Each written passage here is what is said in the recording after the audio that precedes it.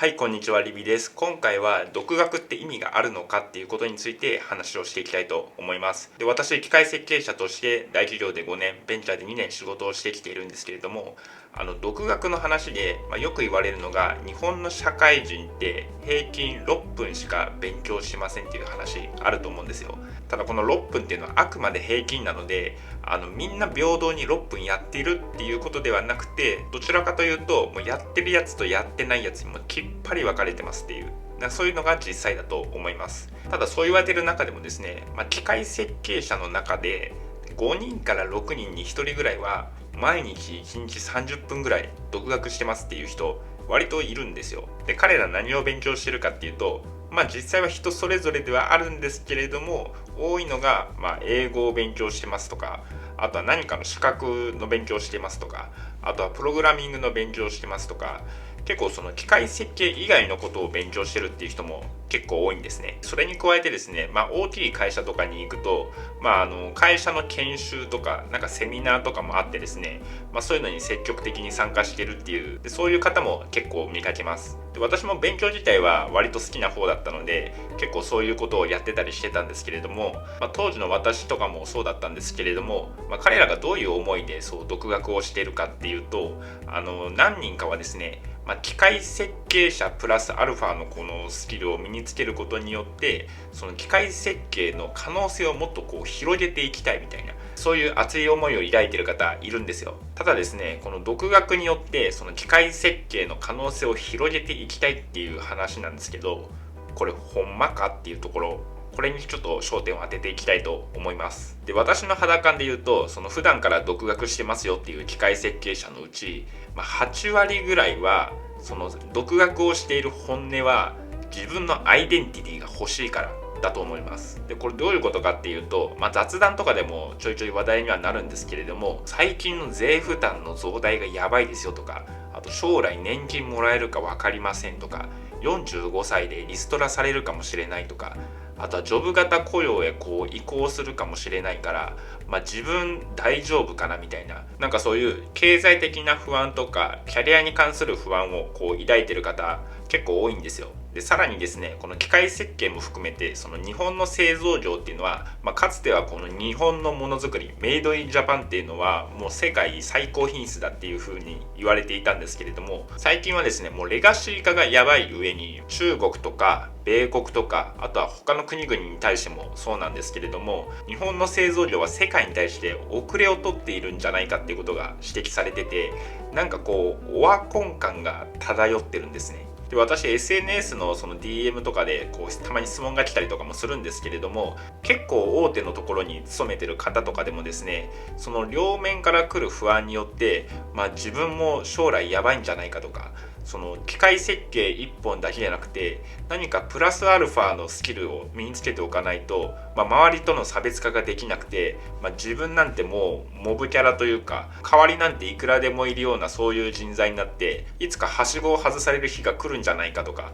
なんかそういう風に考えてる方いるんですね。なのでですね、その何かやってないとやばいんじゃないかっていうその焦りからですね、その独学をしてるっていう人が全体の8割ぐらいかなっていう風に私は感じてます。で、独学っていうと結構聞こえは良くて、そんなのいいに決まってるとか、もう何でもいいからやるべきみたいな、そういう人いると思うんですけれども、それは考えが浅すぎって話ですね。で、私も同じような気持ちで独学を必死にやってた時期結構あるんですよ。で、私で言うと、英語やりましたし、プログラミングも複数言語勉強しましたし、あとは資格の勉強もして、いくつか資格も取りましたし、ブログもやって SNS の情報発信もやって、で今 YouTube もやってるみたいな、いろいろ手を出してるんですけれども、それらを振り返ってみるとですね、その身になったものと身にならなかったものってやっぱりあるんですね。で、そういった私のこれまでの様々な活動からですね、独学について深掘りをしていきたいと思います。で、独学なんですけれども、その身になったものって何だったかっていうと、結局は目的によるんですね。で、独学の中でその意味があったものって何だったかっていうと、で、一つ目が自分なりのゴールがもう明確に見えてて、そこから逆算したらその機械設計プラス何かが必要だっていう風にその自分の中で結論付けてるからやっているっていうパターン。でこれはすごいやる意味があるんですよ。具体的に言うと、自分の中でなりたい理想像みたいなのがあって、その理想像に近づくためにはこういうスキルとこういう働く環境があれば実現できるんだっていう、そういう確信があったりとかですね。あとはその機械設計とその独学しているもの、分野のものを組み合わせたらこういう新しい価値が作り出せるから、それを私は開発していきたいっていうふうに思ってる人、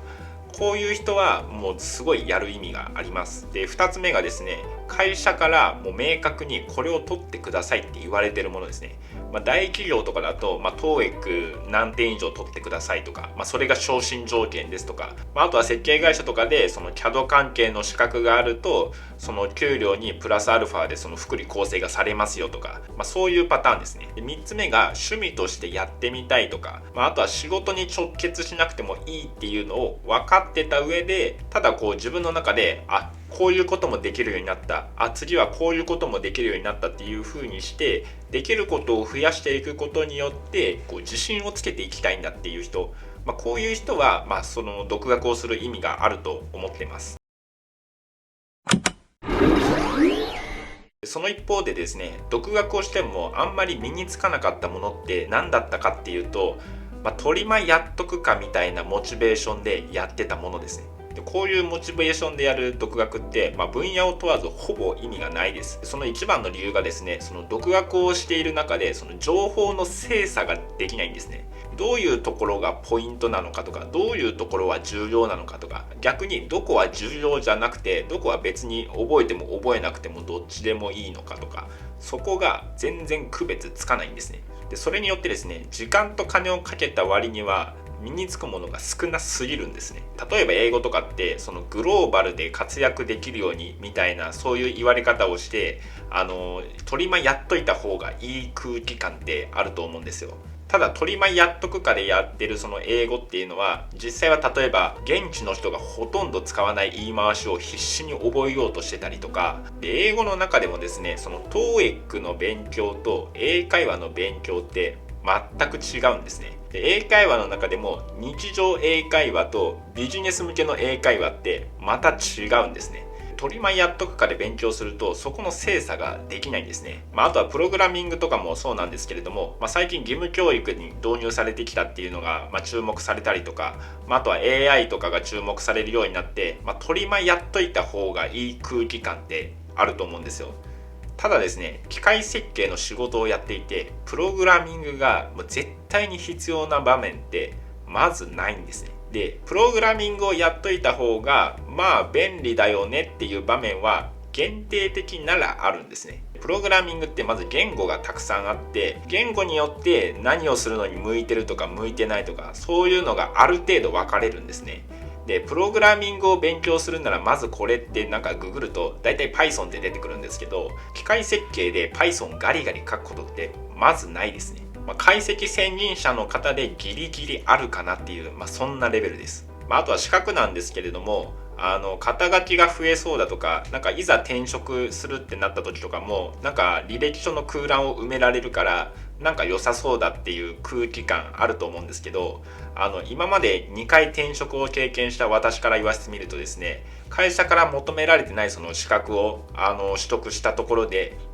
全く意味ないですし、採用面接とかでもですね、その資格に関して面接官から一切触れられないです。で視聴者の方の中でポケモンのゲームやったことある人多いと思うんですけれども、ポケモンでそのクリアを目指しましょうってなった時に、とりあえず手当たり次第捕まえてまんべんなくポケモンを育てるよりもですね、最初にもらえるポケモンのその草水炎のポケモンって育てたら大体強いので、そのポケモンに経験値を一極集中させた方がクリアまでの時間が早いんですね。手当たり次第何でもいいからやるっていうのは時間と金の割には成果がほぼ得られないので全くおすすめできません。むしろ勉強したことは使わなければ使わないほど忘れていくので、将来の仕事やキャリアでもしかしたら何か役に立つかもしれないみたいな、なんとなくの思いで手当たり次第独学をするっていうのは本当におすすめできないです。で一生懸命独学してるのにそんなこと言うのとか、いやそういうこと言われてもじゃあ何すりゃいいのみたいなそわそわする方多いと思うんですけど、じゃあ何すりゃいいのっていうことについてここから話をしていきたいと思います。結論ですね、機械設計プラス何かっていうのを考えてる時点で、まず機械設計でやっていくっていうそこは確定してるんだから、まず機械設計のスキルを高めましょうって話ですね。でその機械設計のスキルを高めていくっていう上で、その状況によってこういう風にした方がいいよっていうのが主に3パターンあるので、それについて紹介をしていきたいと思います。で1つ目はですね、なんとなく将来が不安っていう気持ちはあるんだけれども、今自分がやっている機械設計については、不満はないし、会社の方針にも不満がないよっていう、こういう人ですね。でこういう人は何すりゃいいのかっていうと、日々の機械設計の業務の振り返りをしましょう。でこれはですね、会社から評価される機械設計者の特徴という動画で話をしたんですけれども、その中で紹介した機械設計に関する5つの力あると思うんですけれども、これはですね、課題発見力、理論の力、現場力、コミュ力、ギブ力ですね。この5つの力全てを9大点を目指すのがまずいいですよっていう話、そういう話をしたんですけれども、この5つのうち自分は何が9大点に達していないのかっていうのを、その日々の業務の振り返りをして思い返しながら、復習をしていくのが一番手っ取り早いですね。じゃあ具体的に振り返りって何すりゃいいのって話なんですけれども、例えば自分が普段見ているその図面とかを見てですね、ここの部品選定って何を根拠にされてるんだっけとか、あとは何を根拠にこの寸法に決めたんだっけとか、そういう設計思想のところを振り返ったりとか、あとは現場に出てる人はですね、自分で作業したりとか、作業してる人の様子を見てですね、こういう作業にこれぐらい時間がかかるんだとか、ここはこういう構造になってたり、ここが十分にスペースが確保されてるおかげで作業がスムーズに進むんだなとか、ここの穴ってこのためにあるんだなとか、そういうところをいっぱい吸収してほしいですね。それからチームで仕事をしている人はですね、周りからどういう指摘がされたかなとか、周りがポロッとぼやいた、もっとこうしてくれればいいのになとか、ああしてくれたら助かるのになみたいな、そういうところをしっかり拾って、そういうのって大事なんだなっていうふうに、メモに書き留めておくなりしておくと非常にいいですね。で最近働き方改革とかで、残業はご法度だみたいな、そういうふうに言われたりするんですけれども、個人的にはですね、無理のない範囲で、会社からの承認が得られている範囲であれば、残業は全然してもいいんじゃないかなっていうふうに思いますね。で特に図面とかって勝手に持ち帰ったりすると、情報漏洩の観点で非常に問題になるので、家に持ち帰って独学っていうのもできないと思うんですね。あとは CAD の操作の練習をしたいよってなっても、CAD って会社から支給されているパソコンじゃないと、なかなかできないものなので、上司とかに相談の上での話ですけれども、そういうので残業するのは自分は全然いいんじゃないかなっていうふうには思いますね。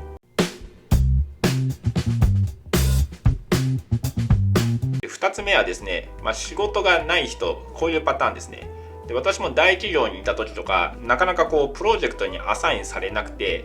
もう日々ルーティンワークで定時帰りみたいな、働き方的にはホワイトだけど自分の経験値って全然伸びてないなっていう感覚だけがあるみたいな。でこういう人はですね、もう小さくてもいいからプロジェクトにアサインされましょうっていう、それが結論になりますね。で機械設計のスキルを高めようと独学でもがいてもですね、カタログを読んだりとか、本を読んだりとかが中心になると思うんですけれども、それよりも、プロジェクトにアサインされて経験量を積む方が早いんですね。で手当たり次第独学でやるよりも、そのプロジェクトを経験する中で自分はここ9大点に達してないなっていうのに気づいて、そこにアプローチしていく方がすごい効率的なんですね。またですね、そのプロジェクトの経験量を増やすっていうのは、転職をいずれするっていう話に仮になったとしても、非常に有利に働きます。で仕事がない中でどうやってプロジェクトにアサインされるのっていうところなんですけれども、これはですね、プロジェクトのタイミングですとか、あとはその部署が仕事を取ってこれてるかどうかとか、あとは開発のプロジェクトが立ち上がってるかどうかとか、そういうところの要素が一番多いんですけれども、それでもとりあえずですね、上司に何か仕事はありませんかっていうのを聞いてみましょう。でこれ私大企業のメーカーで勤めていた時にやっていたことなんですけれども、もうかれこれ数ヶ月間ずっとルーティンワークみたいなでそのうち仕事が来るとかって言われつつ全然仕事が来ないっていう状況がずっと続いてたんですね。で週末同期とかと飲みに行って、仕事の話とかしていても、あれなんか自分明らかにこの同期たちより経験値低いぞみたいな、全然仕事できてないぞっていうのにすごい気づくんですね。でそれに気づいて、その次の仕事の時にですね、課長を呼び出してですね、仕事をくださいと。私この数ヶ月間仕事らしい仕事何にもできてないんです。いい加減機械設計の仕事やりたいですっていう風に言ったんですよ。で当時いた部署って全然仕事がなくてですね、でその数年後結局潰れちゃったんですけれども、その上司に言った時に、今うちの仕事はないと。ただ、他の部署でもしかしたらその設計応援とか話が来るかもしれないから、そういう話がもしあったらやるかっていう話になったんですね。でやりますっていう話になって、で結局仕事がもらえたんですね。で特に大企業ってもういろんな部署があって、でその中でいろんなプロジェクトが動いているので、どれか一つはもう設計の人手が足りない、もう誰でもいいから来てくれみたいな、そういう案件ってあるんですね。大体そういうのって炎上案件だったりするのでえらい目に遭うんですけど、ただ何もやらないよりは全然マシなんですね。あと方法としては、移動願いを出してみるとかですね。これも私やったことがあって、その設計応援がそろそろ終わって、戻ってくるよっていう時期に、課長と面談とかがあったんですけれども、もうなんかそこの部署でやることがもうなんかマンネリ化してるというか、なんかこう天井が見えてる感がもうすごかったんですね。なんで、自分はもうこの部署じゃなくてこっちの部署に行きたいですとか、そういうふうに言いましたね。結局その課長全然動いてくれなくて、で自分はもうしびれ切らして結局転職しちゃったんですけど、それでもただペットのように仕事という餌を待ってるっていうよりも、もう自分で餌を取りに行く勢いでですね、仕事をくださいって言った方がもう全然マシなので、これはぜひやってみた方がいいですね。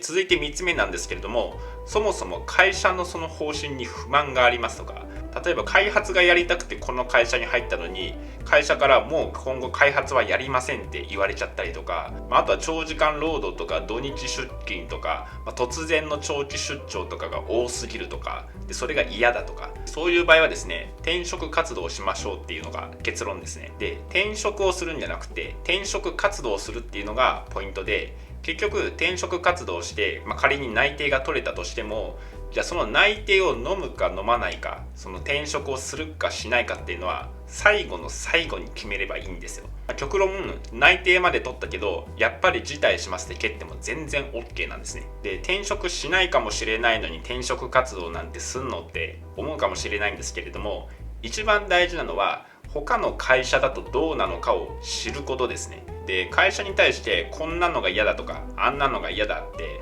不満って多かれ少なかれ出てくると思うんですけれども、で不満を言ったところで何も解決しなくて、じゃあ結局どうしたいのっていうところをちゃんと見つめないといけないんですね。でじゃあ自分はこういう風にしたいとかこういう風に働きたいって思った時に、じゃあそれって可能なのかどうかっていうのを調べる行為が転職活動なんですね。できるかどうかもわからないのに理想論だけ上げてても、それは現実離れしているっていう話になっちゃうので、そこをしっかり確認しましょうっていう、そこが非常に重要なんですね。こういう場合の転職活動はですね、間違ってもハローワークには行かないでください。ハローワークじゃなくて転職エージェントとか転職サービスとか、そっちですね。でその中でもその自分のやりたい分野の機械設計について結構詳しいとか、あとは求人が豊富だとか、そういうところを見つけるのがいいですね。で分かんない人は2つ3つぐらい同時に応募しちゃっても全然大丈夫なので、ぜひ転職活動はやってみましょう。で転職活動ってその会社の隙間時間を使って、でしかもめんどくさい志望動機なの自己 PR だの、そういうのをやらないといけなくてすごいめんどくさいっていうのはわかるんですけれども、そこはなんとか頑張ってほしいですね。これは完全にテクニックというか、慣れの問題ですし、あとはいい転職サービスとか転職エージェントとかですと、そういう書いた書類とか、あとは面接対策とか、そういうのも付き合ってくれるので、なんとか頑張ってやっていきましょう。でまとめなんですけれども、トリマやっとくっていうモチベーションでの独学は意味がないっていう話ですね。で、独学は意味がないっていうところだけ捉えると、なんかせっかくやる気出してるのにそんなこと言うなんてとかって言うかもしれないんですけれども、ちゃんと目的を持ってやれば全然問題ないですよっていうところは押さえてほしいのと、あとはとにかく手当たり次第何かをやるぐらいだったら機械設計についてちゃんと向き合いましょうっていう、そこは押さえてほしいですね。で、私もそうだったんですけれども、経験が浅くて、かつなんか真面目な感じの人ほどですね、なんかやらないと気が済まないというか、そわそわするというか、なんか地に足がつかなくてふわふわしてる感覚が取れないっていうか、なんかそういう感じになっちゃうんですけれども、そこは焦らずにやるべきことっていうのをしっかり認識した上で着実にやっていくのがいいです。独学してる人って他の人よりも上昇志向が強いので、別に誰かに言われなくても自分で自分を磨くっていうのが得意っていう、そういう強みがあるんですね。なので今は明確な目標というか、そういうゴールがないっていうので悩んでる人でも、これは仕事に真面目に向き合ってればの話にはなるんですけれども、仕事と向き合ってるとですね、こういうことをやってみたいとか、こういう問題解決に取り組んでいきたいってふと降りてくる時が来るんですね。あるいは今自分がやっていることとか、今自分が働いている環境に対して、多分このまま数ヶ月数年いったら多分こっから先成長しない時期が来そうだなみたいな、なんかそういう天井が見える瞬間っていうのが来るんですね。で、その天井が見えたら、その天井を突破するために何かスキルを身につけるのか、それとも移動とか転職活動とかをしてその働く環境を変えるのか、そういう風な順序で着実にキャリアを歩んでいけたらいいんじゃないかなっていう風に思います。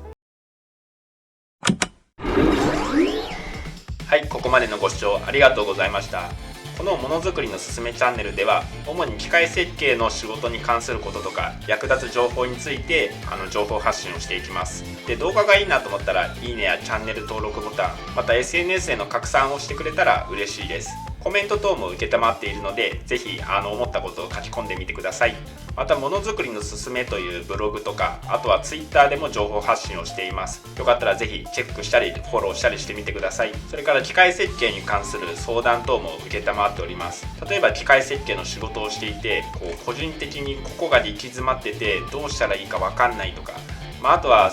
上司とか同僚とかにもちょっと相談しづらいんだけれども、ちょっと相談に乗ってほしいことがあるよとか、ここならから相談を承っていますので、ぜひチェックをしてみてください。また、個人で機械設計の仕事も承っております。普段は在宅で機械設計の本業をやっているんですけれども、その仕事の合間とか、あとは土日とかを使ってその副業っていうのも承っています。例えば構想設計をしてほしいとか、あと詳細を設計してほしいとか、紙図のバラシとか、あと図面の電子化とか、そういうところもやってほしいとか、そういうのも承っていますので、ぜひご連絡いただければと思います。では、ご視聴ありがとうございました。また次回の動画でお会いしましょう。